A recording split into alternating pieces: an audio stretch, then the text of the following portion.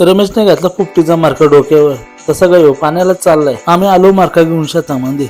लगेच पोरांनी पेंडा बिंडा आणायला केली सुरुवात. इकडं यमद आणि मी मटक्याभोवती पेंडा आणि फाटी लावीत होतो. होलीला कशी लावतात तशी. या पोरांनी घरी पण अशी कधी कामं केली नसतील. इथं बघा कशी पोपटी कामं करते. कारण सगळ्यांना चालतं कधी पोपटी होते आणि कधी खातो. त्यासाठी सगळे जोशाने काम करत होतो. कोण फाटी आणत होतो, कोण पेंडा आणत होता. एकदाशी सगळी पेंडा आणि फाटी घेतली लावून. काय वेळ सगळी पोरं एकदम शांत बसली आणि विचार करायला लागली की पेंड्याला अग्नी कोण देईल. शेवटी तुकाराम शेटला दिला मान पेंड्याला अग्नी लावायचा. अशा वेळेला हेमंत भाई आपला शांत बसल का.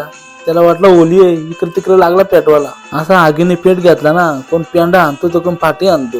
हा खेळ अर्धा तास चालू राहिला बरं का. अर्ध्या तासाने जाल एकदम शांत झाला.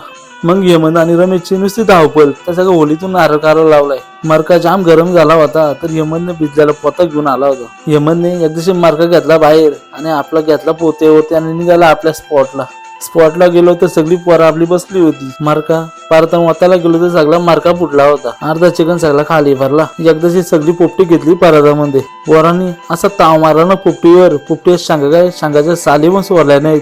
एवढी पोपटी भारी झाली. कुत्र्याचा मालक मला सांगून गेलता कुत्र्याजवळ कोणाला जाऊन देऊ नको. आणि या बाईने तर कुत्र्याला आतमन सोडून बाहेर घेऊन आला. एकदम डेंजर काम याचं.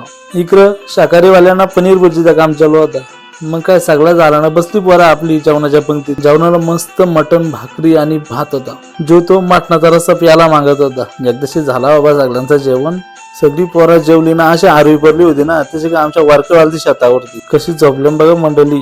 चला मित्रांनो, तुम्हाला पार्ट 2 कसा वाटला मला नक्कीच कमेंट करून सांगा. आणि तुमच्या भावाला फॉलो करायला विसरू नका. नक्कीच फॉलो करा. Bye bye.